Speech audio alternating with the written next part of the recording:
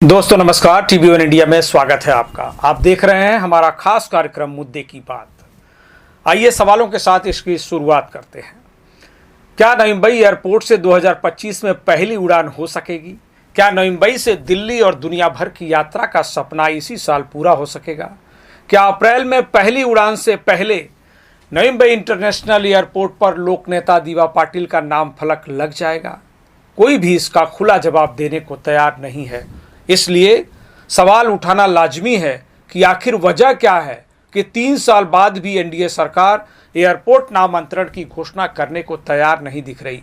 कहीं ऐसा तो नहीं कि दीवा पाटिल के जिस नाम फलक का इंतजार नवी मुंबई कर प्रकल्पग्रस्त 8 वर्षों से कर रहे हैं उसे मोदी सरकार बदलने की फिराक में है।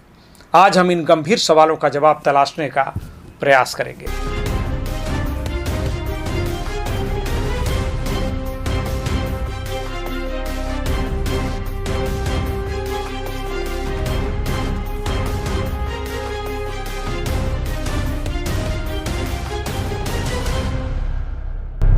अभिवादन स्वीकार कीजिए। मैं हूं सुधीर शर्मा और आप देख रहे हैं मुद्दे की बात। आज का मुद्दा है नवी मुंबई एयरपोर्ट पर किसका लगेगा नाम, दीवा पाटिल या सर रतन टाटा? मेरा सवाल सुनकर आप चौंकिए मत, समझने की कोशिश कीजिए कि जो सवाल उठ रहे हैं उसकी हकीकत क्या है। तमाम छानबीन और राजनीतिक सूत्रों से बातचीत के बाद यह बड़ा खुलासा हाथ लगा है कि केंद्र की मोदी सरकार नवी मुंबई इंटरनेशनल एयरपोर्ट पर लोक नेता दीवा पाटिल का नाम नहीं देना चाहती, बल्कि उनके बदले किसी ऐसी शख्सियत का नाम तलाश रही है जिसकी छवि भारत के साथ ही ग्लोबल हो, जिसका योगदान दीवा पाटिल की तुलना में और अधिक बड़ा हो। उस शख्सियत के काम भी प्रकल्पग्रस्त नेता दीवा पाटिल के कार्य और उपलब्धियों से उच्चतर हों, और वह नाम महाराष्ट्र ही नहीं बल्कि भारत के लिए अंतर्राष्ट्रीय पटल पर और व्यापक, महान और उपयोगी हो। सूत्रों की माने तो मोदी सरकार नवी मुंबई इंटरनेशनल एयरपोर्ट को sir Ratan Tata international airport नाम देने पर विचार कर रही है। दीवा पाटिल का नाम देने में हो रही देरी इसके पीछे चल रही बड़ी रणनीति का संकेत देती है। हालांकि आधिकारिक तौर पर कोई भी इसकी पुष्टि नहीं कर रहा है, लेकिन सरकार के आंतरिक सूत्रों की माने तो मोदी सरकार ने दीवा पाटिल के बदले नवी मुंबई इंटरनेशनल एयरपोर्ट के लिए भारत की किसी अन्य शख्सियत का नाम चुन लिया है या चुनने की कोशिश में है। यह सिर्फ कयास नहीं है बल्कि सरकार द्वारा नामांतरण के लिए की जा रही तैयारियों का एक बड़ा हिस्सा है। यह सब अंतर्राष्ट्रीय परिप्रेक्ष्य में नवी मुंबई की छवि को और बड़ा बनाने की कोशिश के तौर पर भी देखा जा रहा है। अगर ऐसा होता है तो फिर नवी मुंबईकरों के उन सपनों का क्या होगा जिसके साकार होने का इंतजार वे वर्षों से करते आ रहे हैं।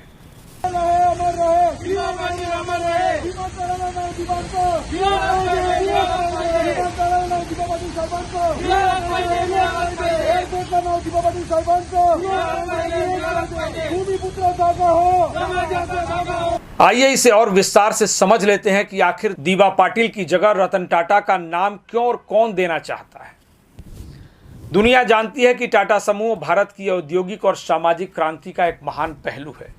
उद्योगपति रतन टाटा ने अपने जीवन काल में भारत की प्रगति को नई ऊंचाई दी। टाटा समूह के कारोबारी प्रयासों ने भारतीयों को सिर्फ रोजगार ही नहीं दिए हैं बल्कि मजबूत आर्थिक आधार भी दिए हैं। भारत की औद्योगिक छवि को दुनिया में ऊंचा उठाने और राष्ट्रवाद के सिद्धांतों के साथ देश को आगे बढ़ाने का जज्बा टाटा समूह की पहचान रही है। देश का नमक, मोटर गाड़ी या कैंसर हॉस्पिटल जैसी तमाम अप्रतिम सुविधाएं टाटा समूह की ही देन है। जेआरडी टाटा ने ही भारत को पहली एयरलाइंस दी। ऐसे में नवी मुंबई इंटरनेशनल एयरपोर्ट पर रतन टाटा का नाम देकर मोदी सरकार देश के प्रति उनके योगदानों को सदैव जीवंत रखना और उन्हें महान श्रद्धांजलि देना चाहती है। चूंकि टाटा समूह दुनिया के अधिकांश देशों में कारोबार के जरिए भारत का झंडा बुलंद करते रहा है, इसलिए सरकार की मंशा है कि नवी मुंबई इंटरनेशनल एयरपोर्ट के जरिए उद्योगपति रतन टाटा के नाम का परचम भी दुनिया भर में लहराए। खैर यह बात सर रतन टाटा की है। यह सही है कि देश के लिए उनका योगदान अतुलनीय है, लेकिन यह भी सही है कि जिस धरती पर बने नईम भाई इंटरनेशनल एयरपोर्ट से उड़ान होने वाली है, उसे बचाने वाला कोई और नहीं बल्कि स्वयं दीबा पाटिल है। यह धरती यहाँ के प्रकल्पग्रस्तों का अस्तित्व दीबा के संघर्षों और प्रयासों का ही नतीजा है। दीबा के अनेकों सामाजिक और राजनीतिक योगदान है। इसीलिए प्रकल्पग्रस्त चाहते हैं कि नईम भाई एयरपोर्ट का नाम दीबा पाटिल इंटरनेशनल एयरपोर्ट रखा जाए। 2019 से लेकर 2021 तक दीबा पाटिल के नाम पर लगातार दर्जनों आंदोलन हो चुके हैं।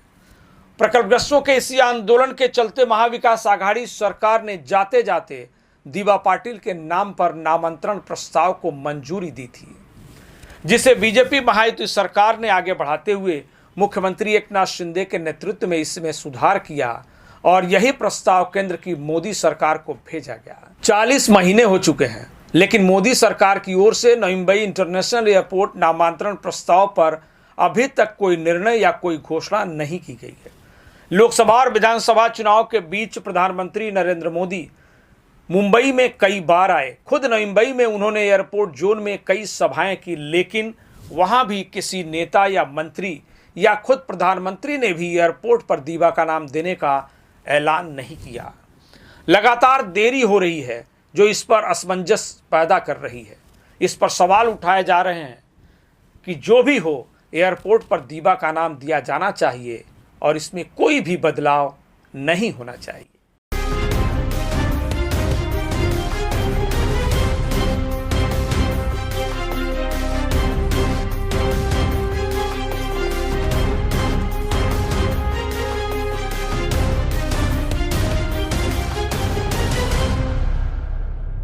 तो क्या यह मान लेना चाहिए कि इसी वजह से केंद्र की मोदी सरकार दीबा पाटिल का नाम देने में देरी कर रही है? महाराष्ट्र सरकार के आंतरिक सूत्रों की माने तो अधिकांश मंत्री, नेता और स्थानीय विधायक सब इस देरी का कारण जानते हैं, लेकिन प्रकल्पग्रस्तों के सामने सच बोलने की हिम्मत किसी में भी नहीं है। उन्हें डर है कि यदि इस बात का सच बोल दिया जाए तो जन आक्रोश बढ़ जाएगा, जो उनकी राजनीति के लिए नई मुसीबत बन सकता है।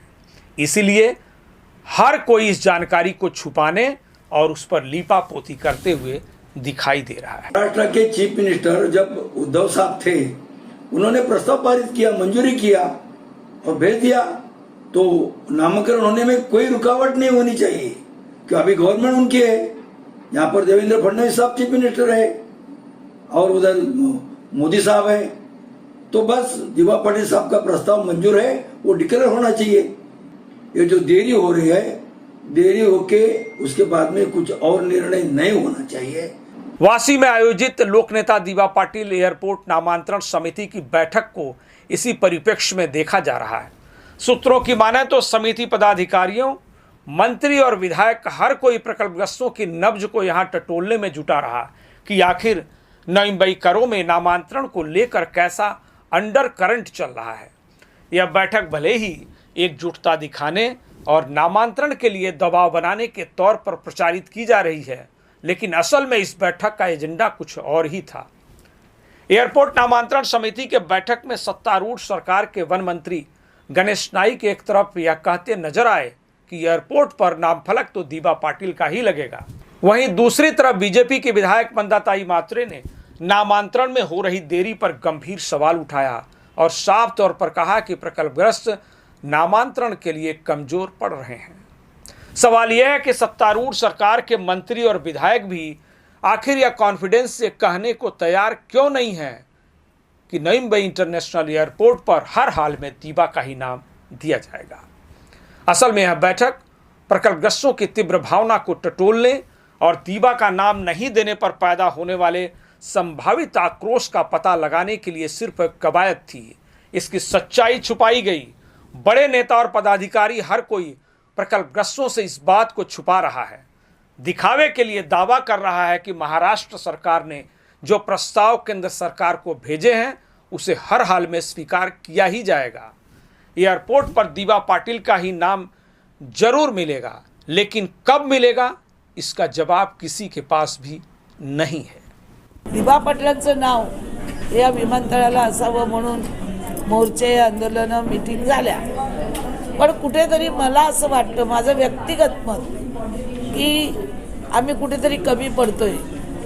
कारण बरेच दिवस लोक जातात, दिल्लीला येतात, मुख्यमंत्र्यांनी केलं, दुसरे मुख्यमंत्री आले त्यांनी केलं, मग ते नाव का होत नाही. तर आता माननीय मुख्यमंत्र्यांकडे जाऊन आपण या नावाचं शेवटचं फायनल हे केलं गेलं पाहिजे.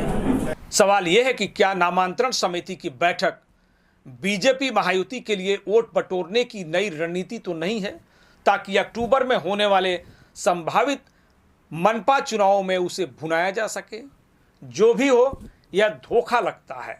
सवाल उन प्रकल्पग्रस्तों के भरोसे का भी है जो यह मानकर बीजेपी महायुति को वोट देते आ रहे हैं कि यह सरकार उनके मसीहा को जरूर सम्मान देगी, उनका नाम देगी और सभी प्रकल्पग्रस्तों का भरोसा भी कायम रखेगी. फिलहाल एयरपोर्ट के मामले में सरकार के वादे आज भी अधूरे हैं. सरकार भरोसे पर खरी नहीं उतर पाई है.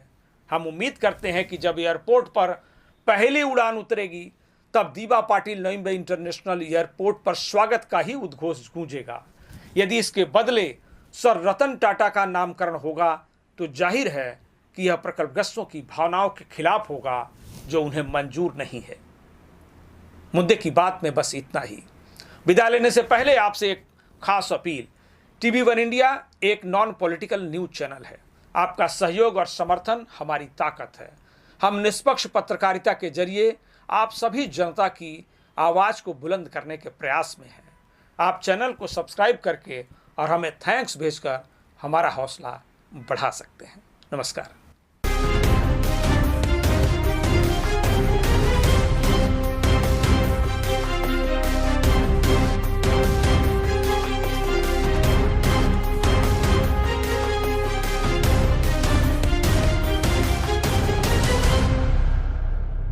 लेटेस्ट अपडेट्स और ताजा तरीन खबरों के लिए TV1 इंडिया लाइव को सब्सक्राइब कीजिए और नोटिफिकेशन पाने के लिए बेल आइकॉन को दबाना मत भूलिए.